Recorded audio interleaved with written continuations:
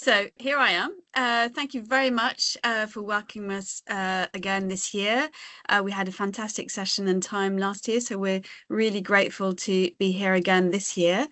So my name is Dr. Laura Lenue-Comnen. I am a postdoctoral researcher on the Co-Designing Autism Social Work Training Project. I am only one member of the team. We have three other members here today, Professor Rebecca Charlton, Professor Mary Stewart, and Dan Timariu, and you will no doubt get to meet them a bit later on. So today's session, I'm going to be telling you about the evaluation of the impact of a co-produced training package to equip social workers to work with older autistic people. So first, I'll give you a little bit of background to this. The background to this was that it was based on a seed-funded project where we interviewed older autistic people and social work professionals. And the older autistic people told us that they didn't feel understood and they felt that they were not adequately supported. And the social work professionals told us that they didn't feel well equipped or confident in working with older autistic people. And together, they worked out that actually the best way forward was to co-create training to best support social workers to support older autistic people. And that's where we've taken this project forward. Next slide, please. Thank you. So today, an overview of what we'll be talking to you about. So first of all, we'll be talking about the training itself. So we'll give you a bit of background on how the training was co-produced, and then we'll tell you a bit about the training content itself. And then we'll move on to the evaluation of that co-produced training. So we'll tell you about the process of the evaluation, and then we'll tell you a bit about the findings. And then finally, we'll give you some reflections on that evaluation and how unique it was insofar as the evaluation was an integral part of the training itself, which is, I think, quite unique to this particular project. And then we'll finish off with some questions and discussions. Next slide, please. Okay, so the aim of the COAST project was to enhance the experience of social care for older autistic people, but also to enhance the experience of working with older autistic people for social workers. And we did this through co-production, that is older autistic people, social workers and social care providers, all working together to co-design a training package. Next slide, please. So this project was in 3 phases. We had the phase 1, which was where we decided what the training was going to look like, a bit more about the content and how to really embed that training in everyday social work practice. And then we had the co-creation of the training package itself. And then the final stage, which was the evaluation of the package. And we did this through online and in-person meetings, through interviews, one-to-one, and then through shared online documents, sometimes working synchronously and sometimes asynchronously as well. Next slide, please. Okay, so through our co-production work, so through our in-person workshops and through online meetings, it became quite apparent that what we needed was to target different levels of change. So we have one which was the micro level, which is the individual social work level, but that that doesn't always work on its own without targeting the next sort of meso level, which is at the organizational, or in this case, the local authority level. And then the final level, which is the macro, where we recommend changes at the systemic sort of level. But the training package that was co-produced really targeted the micro level of individual change to social work knowledge and approach. Next slide, please. And this is what we're talking to you about today. So in purple there, you will see this is a quote from a community researcher who was involved in the co-production. And they're talking about the way in which, when they were seeking social care support, they found that the care was ready-made, and that there wasn't that aspect of collaborative work which they saw as essential in identifying needs and meeting those needs in social care. So the training that we co-produce targets two interrelated elements which are very closely related. The first one is about that knowledge and understanding of how to support older autistic people as they age, and that underpins that building of the trust between the service and the older autistic person. Next slide, please. So this slide is the next phase, which is the creation. So this tells you a little bit about what the co-produced training package looks like. We have 19 podcasts. So the podcasts are about different topics which were identified by older autistic people as being essential or important. Things like how to better understand autistic people as they age, or about things like masking, or how to prepare yourself for a first meeting with an older autistic person. And each podcast has an accompanying transcript of the podcast and also an information sheet. And we also have CPD worksheet. So that works as Matthew was talking about, the CPD registration, but also it talks to you about how to reflect on your learning and perhaps even use it as a reflection tool in supervision. We've also got information for older autistic people about accessing social care, and some checklists and pre-meeting questionnaires and the calling card to really facilitate that information exchange between a social worker and older autistic person. And then we've got some posters to illustrate those things. Next slide, please. Okay, so here we go. This is an example of an information sheet. So this is the first podcast on understanding older autistic people, or how to support older autistic people.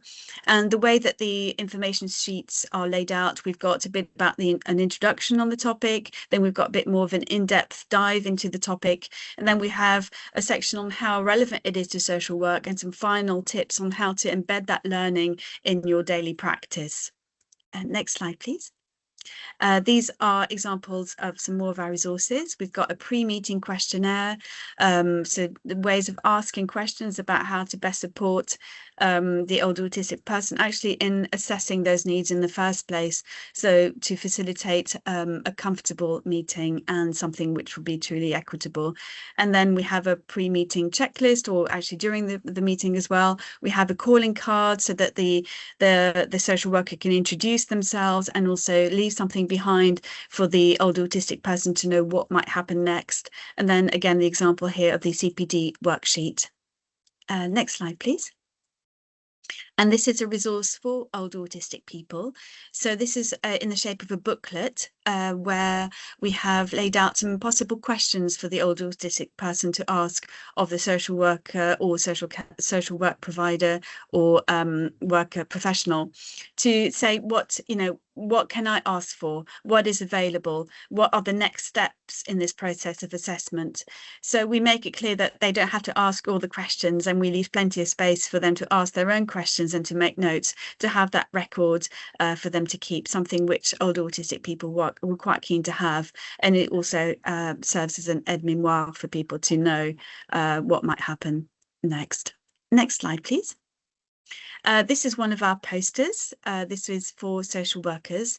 It illustrates that process of building trust and rapport in the sort of 3 stages, in a way, of a meeting with an older autistic person. So how to prepare yourself and the person for the meeting, how to work together during the meeting, and what happens afterwards, both for the older autistic person in terms of information, summaries of what was discussed, but also for the social worker themselves to think about, to reflect on how the meeting went, where their learning needs might be, and to think about further training should it be necessary. And next slide, please. And this poster is for older autistic people.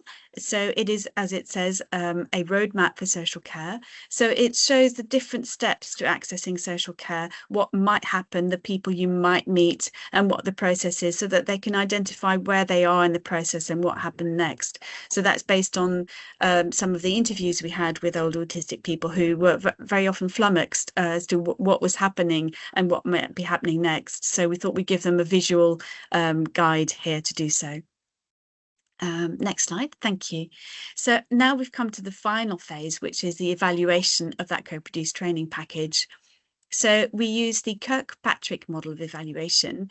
So Kirkpatrick's model is based on 4 levels, which I've outlined here. Reactions, which is about how you react to the training itself. So sometimes if it's an in-person training session, for example, you might rate the trainer or the delivery of that training. In our case, we ask them to provide feedback on the resources and the podcast topics. And the next level is that of learning. So sometimes we might have a sort of test about knowledge, but we chose to do that slightly differently. And we asked social workers about their confidence in their own practice working with older autistic people and their own estimate or rating of their knowledge and understanding of how to support older autistic people. And we did this before and after the training. And the next level is that of behaviour. And the way that we chose to evaluate the change in behavior thanks to the training was by giving them a scenario. So this was sort of like a little vignette of somebody that they may come across in their work. And then we asked them to write responses to this scenario as if it were a referral, really. And then after the training, we asked them to review their own responses. And that change is how we evaluated a potential change in behavior thanks to the training. And the final level is that of impact. Sorry about that, of impact. And the impact is on the service as a whole and on the experience of the older autistic person of that change.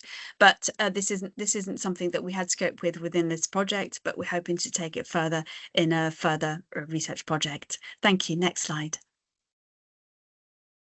Okay, so this is the first level of reactions.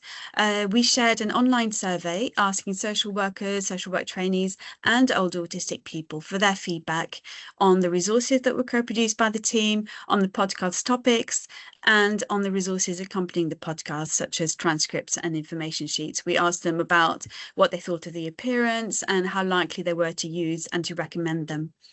Next slide, please. So these are our findings. That you will find 4 rather small graphs here.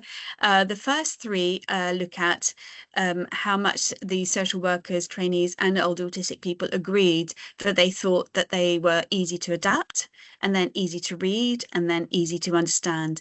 In purple, we have the older autistic people, and in green, we have the social workers and trainees. We aggregated those because there was just no difference between them. So it's social workers and trainees. And as you can see, the vast majority agreed that they were quite easy to adapt, to read, and to understand, which was what we were hoping for. And the next 2 underneath, use and recommend. We asked social workers, trainees, and older autistic people how likely they were to use the resources and how likely they were to recommend them. And again, overwhelmingly, they said that they largely were likely to use and recommend them, which was also what we were hoping for. Thank you. Next slide. Okay, so the next levels are the learning and behaviour. What you see on the screen there is a sort of flow chart of that evaluation process. So the first arrow at the top there is the pre-training. So the first thing we did is we gave social workers and trainees a survey asking them about how confident they felt in their own knowledge and understanding and in how they worked with older autistic people, and as well as their skills and abilities to uphold and promote the rights and dignities of older autistic people. And then again, pre-training, we gave them a scenario, which I will show you shortly, and we asked them to respond to it. And then we, once they had done those 2 tasks, we gave them links to the podcast and transcripts and information sheets, and also the resources for them to reflect on how they may use them in their practice, the resources that is. And then post-training, we gave the social workers and trainees the scenarios again with their own responses, and asked them to reflect on their learning and to think about how they might respond now, to review their original responses. And we also, after they had done that, we gave them the survey again to ask them how they rated their knowledge and confidence in working with older autistic people now. And they also rated whether the training was helpful and how it might have been helpful in their practice. And the final phase there is that feedback. So we asked the social workers and trainee for feedback on the training. And we also, importantly, gave the older autistic people the reviewed responses to the scenario. So an autistic person would receive individual social worker or trainee post-training responses, and we asked them to rate them and to provide feedback to the social worker to close that feedback loop, but also kind of provide more kind of training resource for the social worker or trainee. Next slide, please. Okay, so first the level 2 learning analysis. We analysed the social workers and trainees pre and post-training responses to the survey questions about that knowledge and confidence in working with older autistic people. Next slide, please. And this is what it looks like. So in dark green, we have post-training, and in lighter green, we have pre-training. So we've got understanding challenges, understanding how to work with older autistic people, confidence in working with older autistic people, and then we have upholding the dignity and rights and promoting the dignity and rights of older autistic people. And as you can see, quite significantly, all of those were rated as agreed that they felt more confident before than after the training. Again, we asked both social workers and trainees, but there was no difference between the two, so we aggregated those. So what you see here is both for social workers and trainees. Thank you. Next slide. Okay, so the next level is the level of behaviour. So the social workers and trainees were given a scenario before the training, and then they were asked to respond to it. And we gave, as if it were a referral, and then we gave them some guiding questions to structure their answer. I'll show you this the scenario in the next slide. Next slide, please. Okay, so here it is. The route to social care was a concerned neighbour. The person is Sam, who is 72. They had been living with their 94-year-old mother, who had a stroke and subsequently died.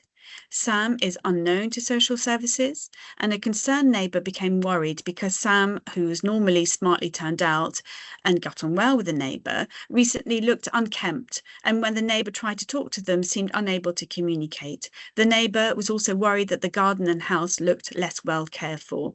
So the neighbour contacted the local authority for advice, and this is what they responded to. Okay, so as I mentioned before, we asked the older autistic people to provide some ratings on those post-training responses, so the reviewed responses.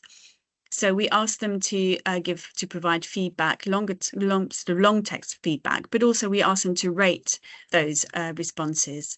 So what you see here are graphs of those ratings of responses. So the older autistic people were given individual social worker or trainee responses and asked to rate them. So these are percentages, therefore.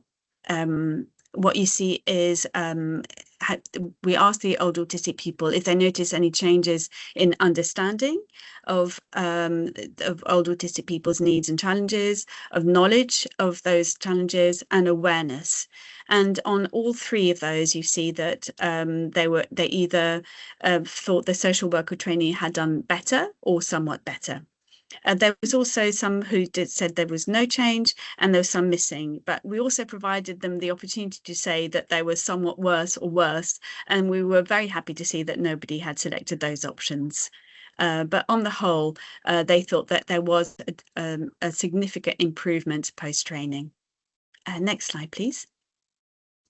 Some social workers and trainees had actually done quite well, perhaps, in their first responses, and they made very few changes when they reviewed them. So we asked the older autistic people to provide an overall rating of how the extent to which the social worker or trainee sought to establish rapport with the older autistic person and to find out about that person. And again, here you can see that this was very much or somewhat the case in the majority of social work and trainee responses. Again, there were some who were not much and some who are missing, but nobody said that there was no attempt at all. So that was quite good to see. Next slide, please. So in summary, the results show in terms of learning that social workers and trainees rated themselves as having better understanding and confidence after training. And the older autistic people largely agreed and said that social workers and trainees showed better understanding after the training. Next slide, please. And then in terms of behaviour, we will be analysing social workers and trainees pre and post-training responses to the scenario, so in more depth, using qualitative analysis. And we'll be using a similar analysis to analyse older autistic people's feedback. And the analysis that we'll be using is a template thematic analytical approach. Thank you. Okay, so now we come to the next part of our presentation, which is asking the question about what it was like to take part in the training and the evaluation. So really reflecting on that process and the uniqueness of it, of having that evaluation as an integral part of the training. What was it like to take part? So today we are presenting some feedback from some of the people who took part. Some people chose to send us something in writing or an illustration or a recording, and 2 people were able to join us today, which is great. Next slide, please.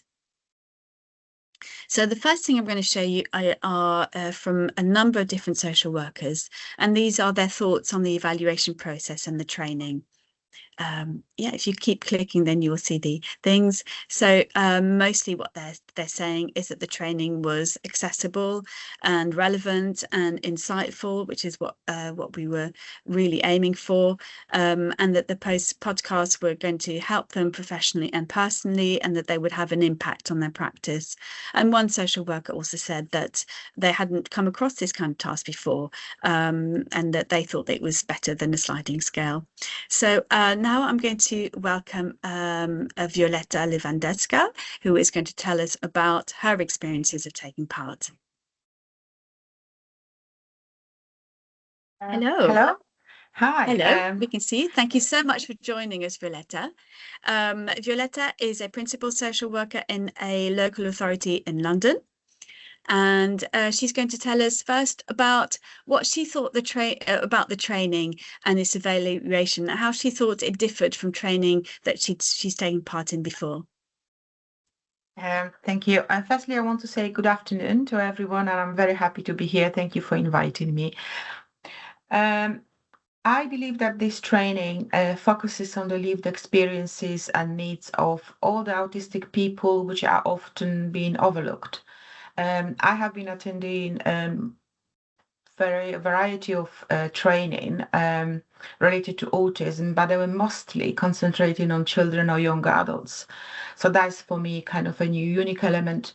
This training is designed specifically, I see, for social workers, could be for occupational therapists who are engaging with older autistic people. It's not for a broad audience, and this is really great because the content directly reflects the realities of our practice. And I really like that. Also supports flexible modern learning using podcasts, templates, as Laura was demonstrating this. And that will help us to learn in a time efficient and accessible way. I think covers the whole workforce, different needs of people who are learning. And of course, we are all not having time to do training. We always hear that, no time to do training. This one is easier. You have podcast by podcast, tool by tool. Is very accessible. So I really love it about that training. Thank you so much for that feedback. That's really helpful. And then I wanted to know what you thought would have the most impact on your work in the future about the training or the evaluation, maybe. Yes, definitely there will be impact. And it strengthens my role as principal social worker by giving me new resources, new way of thinking, of delivering training and engaging staff in learning. Or also organizing some reflective practice across team using all the materials is really great for that. All these materials we have within the package highlights the importance of creating a safe, trusting environment when working with older autistic people, and especially those who might lived with the long-term trauma. That was definitely an element I looked at during evaluating the training. People who are experiencing changes relating to aging, including dementia, because we don't talk about it. What is the relation between dementia and autism? That means the training reinforces the need to recognize the trauma and possible PTSD, which some autistic adults within the podcast, they talk about it.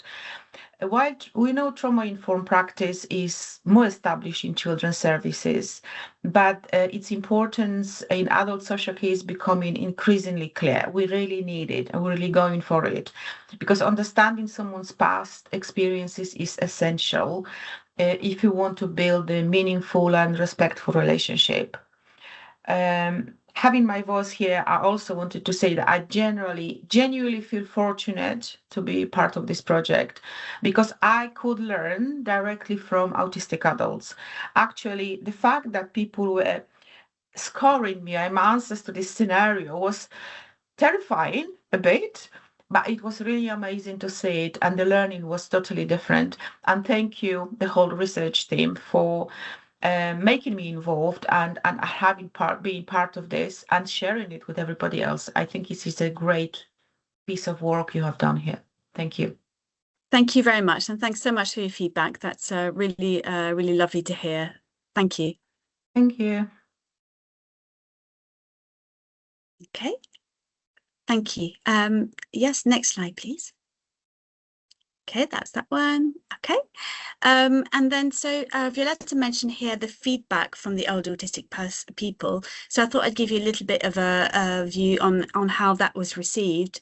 That I think it was really welcome. So we knew that it would close that feedback loop and that it was quite an important part of that process of evaluation. But the social workers and trainees also really valued that feedback. And I'm sure if any older autistic people are watching this, they will be really pleased to hear that it was really helpful and encouraging, and it provided a unique insight into this. And in fact, we're going to hear next from an older autistic person. She wasn't able to be here in person herself, but she really wanted to contribute, and she sent us a recording of her thoughts. So that's the next slide, please. This is Michelle. Michelle was diagnosed as autistic when she was 54, and as she told us about her experiences, the first question I asked was what it was like to give feedback to a social worker or trainee, and here she is now. It was nice to be asked. That was probably my overriding thing.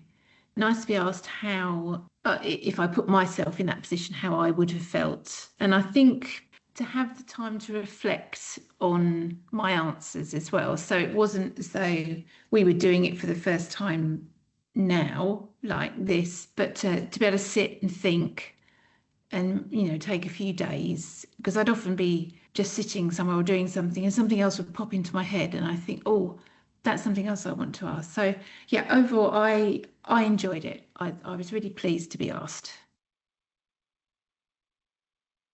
Okay, and then next we asked Michelle what she noticed the main differences were in social workers and trainees' responses before and after the training. I think in general, I think that the social workers and trainees moved from slightly deficit-based language to just an understanding that there's just differences. That I think was the overall thing. I think, and in slightly more detail, I think they seem kinder. They seem more thoughtful, more cognizant again of how it's just different, and it's it's not trying to be awkward in the way that we see things or feel things, but just different. And I think that really shone through. And for me personally, I think that really shone through on the trainees' social work, which I think, so that was the main difference. Okay, thank you. Can we have the next slide, please? And this is somebody who chose to provide us, who wanted to contribute again, but they thought that they wanted to provide this in writing. So Jackie is 65, and she was asked the same questions, and she thought that she liked being able to use her lived experience to help and teach others. And she felt that before the training, the trainees just researched their answers, but without any in-depth understanding. But that after the training, their answers seemed much more understanding, which was, again, nice to see. And then we asked her if she had any tips for social workers who might want to work with her. And she said that she thought that to go and spend time with an autistic person was important, and that autism isn't textbook, that they were all different. And she didn't think that that could simply be taught, that you needed to ask a lot more questions to an autistic person. Okay, next slide, please.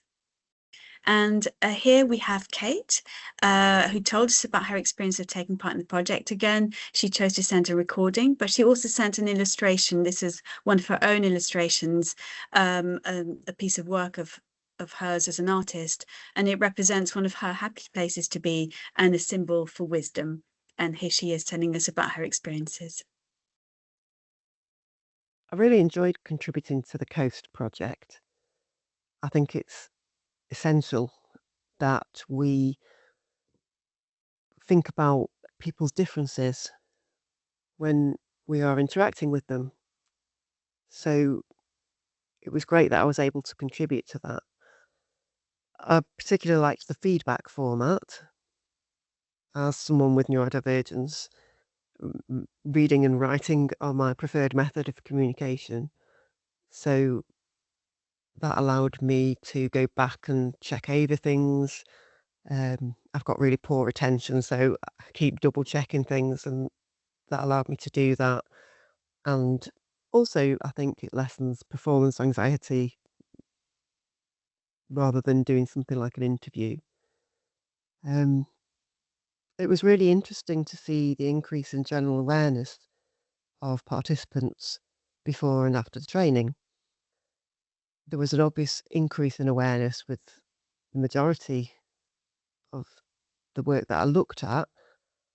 But I would also like to say that there was some pretty good perceptions and approaches prior to the training too, so that was heartening.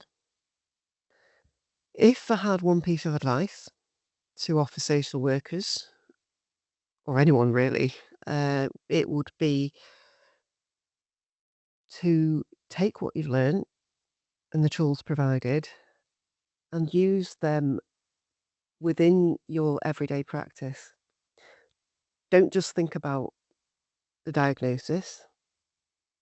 Everyone can benefit from an individualized approach, from being offered choices, from being treated with sensitivity. After all, you might not even be aware that that person is neurodivergent. They might not even be aware. Thank you. Next slide, please. Okay, and now we have the very great pleasure of welcoming Mariama. Mariama Timbo is an autistic social work trainee, and she is here today to tell us about her experiences of taking part. Mariama didn't want to have her camera on, which is entirely fair enough, but she's here, and we're delighted to be able to speak to her. Good afternoon, everyone. Hi, Mariama. Good afternoon. So the question that I was going to ask you was, what do you think will have the most impact on your work or your placements in the future? What part of the training do you think will have the most impact on your work? Okay, for me, one of the biggest impacts this training will have on my practice is being more intentional about creating a safe and predictable environment for autistic people.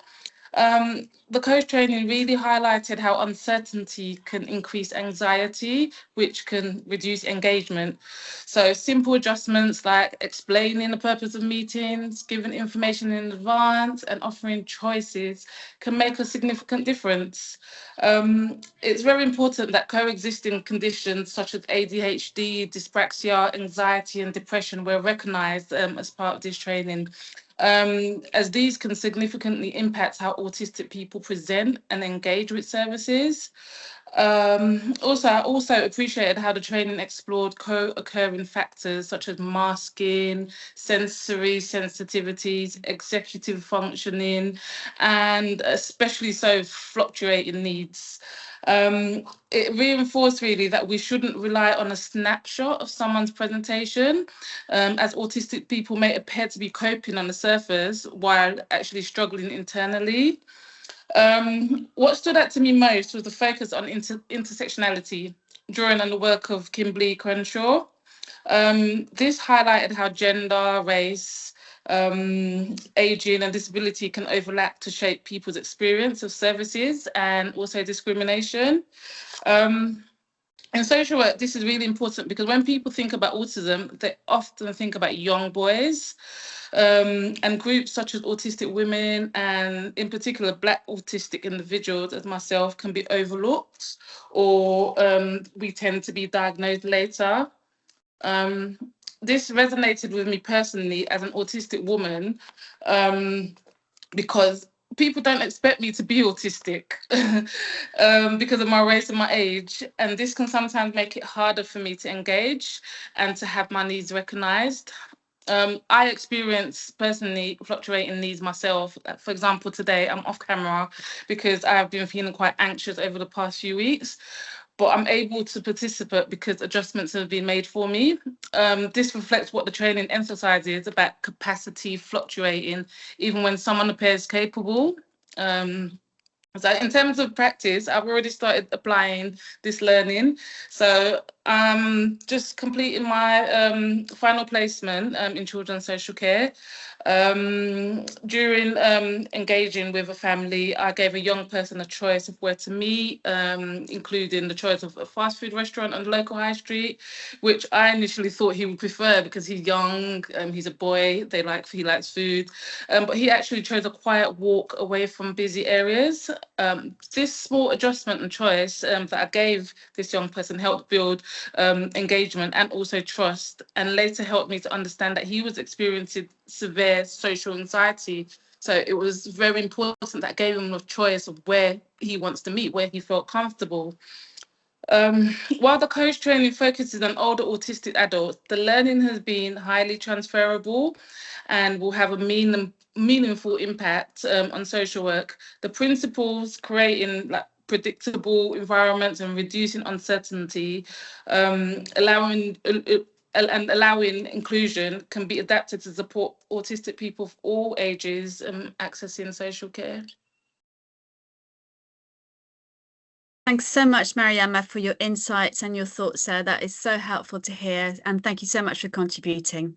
Really, really appreciate it. It was wonderful to have you on the project. My pleasure. Okay. Thank you, Matthew. Maybe we can have the next slide. Okay, so this slide is a little bit about some of the challenges in the evaluation.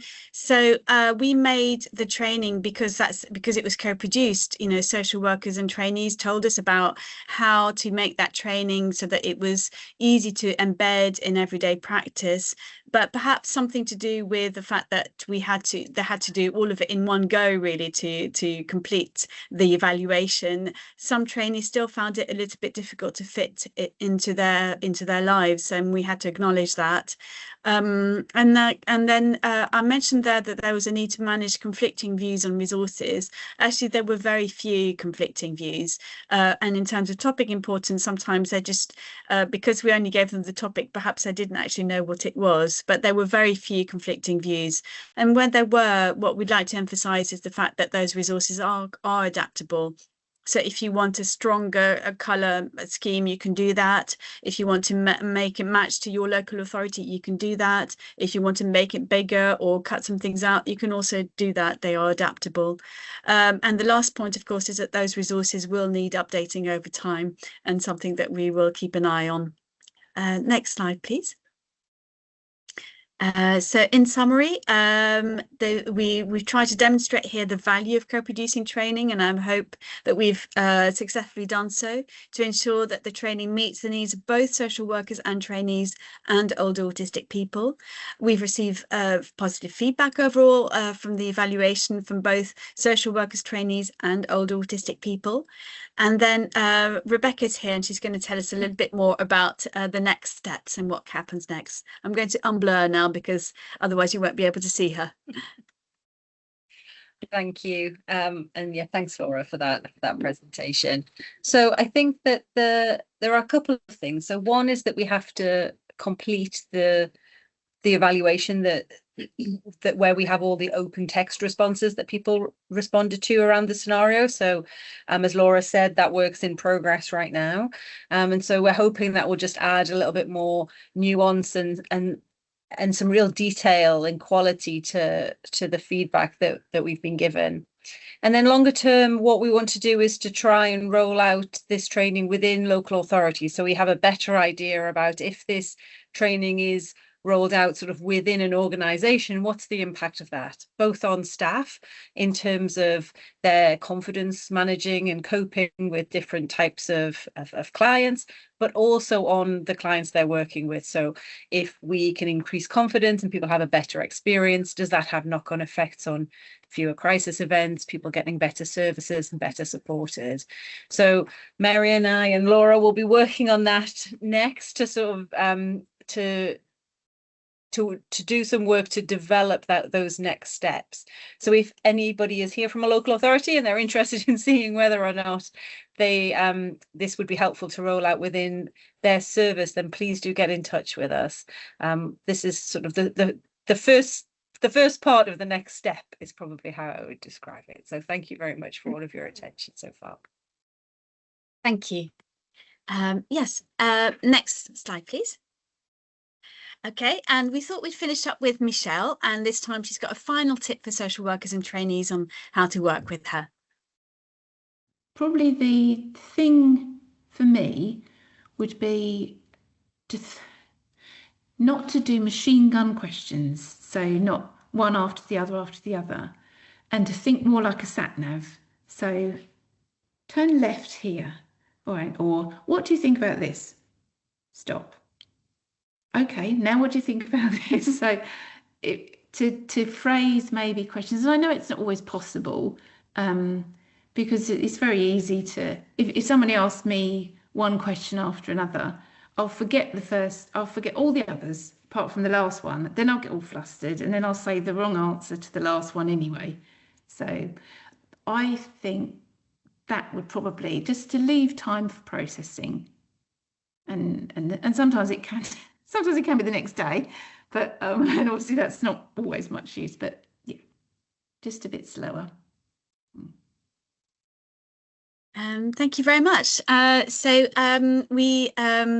Thank you very much for all your attention. It's been great. We showed you some posters. We do actually have some copies of them. So if you would like us to send you a copy of the poster, then please do get in touch, and we can send them on to you. And for anything else, do get in touch. So the next step is now for any questions. We're open for questions, and as a team, we will do our best to answer them.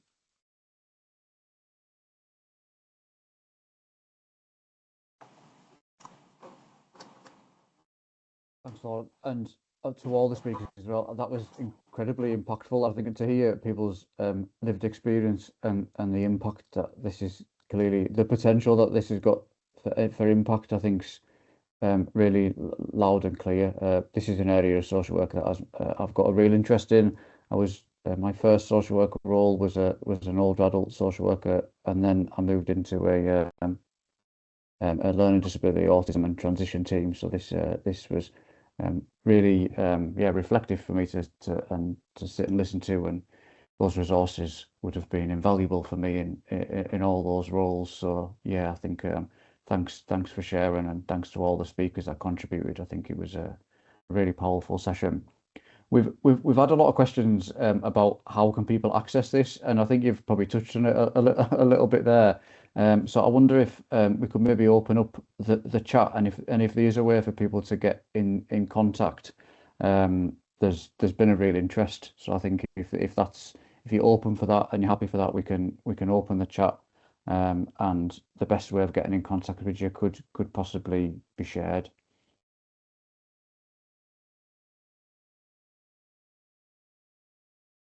We're on silent, sorry about that. Yeah, so I mean, I think in the first instance, getting in touch with us, and either through the website, which I think we'll put in the chat, or either contact Laura or I, and we can put our emails in there too.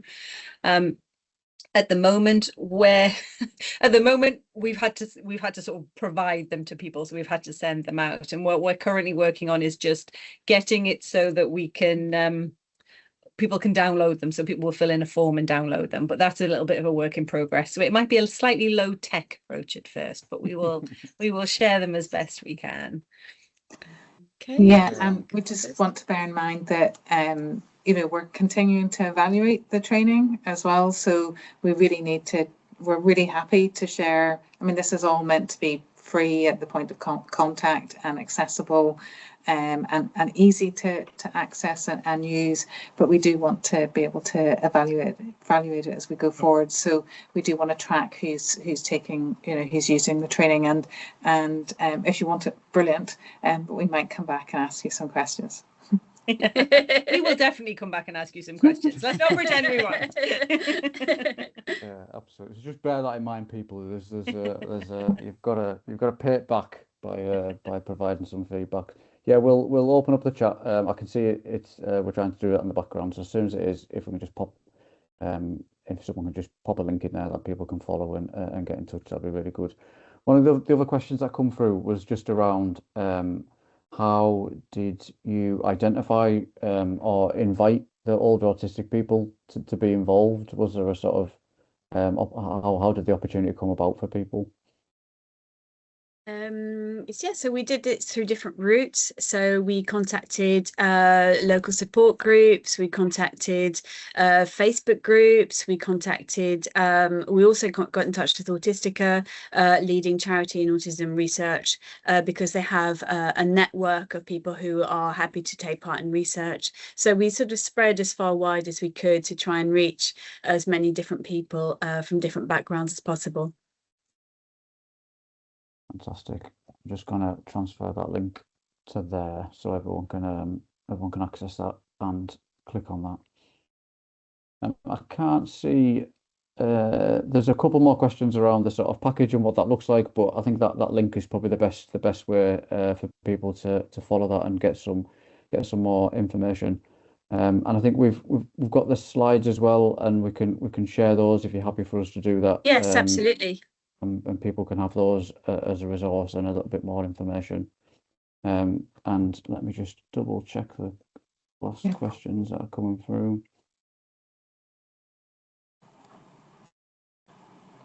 Yeah, so we've got a question in the chat about advice sharing with health colleagues as well. And so the funding that we got was very much focused on social care, and we had to make a decision on where to focus. So we focused on social work, but we absolutely recognise that the training that we have is transferable, and as we heard, is transferable across ages, but also across disciplines. And so we've really taken across all the training, we've taken a universal design approach. So just assume, I suppose, that the person that you're working with may be autistic. Have that communication with them about how they want to communicate, when they might want to communicate, where's a safe space for them to communicate, and don't assume that the first time you talk to them that's the way that they're going to be all the time. So that first communication, somebody might find it very difficult to build rapport. So really try and make sure that you take into account that there may be fluctuating needs, and that they may not come across the same in one situation as in another. So it's just to have that kind of real, and a lot of it is just, about that, the training, a lot of the training is about that kind of listening and understanding that there may be different challenges. And then also to take into account somebody's biography. When somebody comes in, you're never just seeing somebody as they are right now. There's a lot of history, and it may be bringing up trauma when somebody's being asked about previous interaction with any professional or talking about their health, and they may just go, I'm fine. So rather than having to talk about it, so it's taking that into account. Absolutely, thank you. I think that's probably a nice way to end. With no further questions. We do have some specific appreciation for you, Laura, which I'm gonna call out, that you were a pleasure to work with. And you'll have seen, or hopefully you've been able to see through the presentation, there's been lots of really positive reactions to all the speakers and to all the different parts of the presentation as well. There's been a lot of love hearts, there's been a lot of claps, there's been a lot of thumbs up. So that's absolute appreciation for what's been shared, and yeah, I would echo all of those as well. We're going to briefly open the chat again to put the final link for the evaluation form. Ask if that everyone could take a couple of minutes to fill that out. We share that evaluation form with all the speakers during Social Work Week, and it helps us as well to build the next Social Work Week for 2027 and to keep making it as powerful and as impactful as possible. So we've shared that link, and again, all sessions that have been recorded will be uploaded to the Social Work England YouTube channel. That'll be in the next couple of weeks, so you can share this session and all the other sessions that have been delivered as part of Social Work Week. That's it for today. No more sessions today. 2 more days coming of some really good quality sessions that I would ask you to have a look at and book onto. Still availability on all of the sessions. Huge thanks to Laura, huge thanks to all the speakers, and particularly those that have got lived experience for contributing to sessions like this. It makes them incredibly powerful, and I always take a lot away from them. And always really appreciated about people giving up the time to do that. So thank you very much, everyone, and take care. Yep, thank you very much. Thanks. Thank you. Bye. Thank you. Bye. Bye.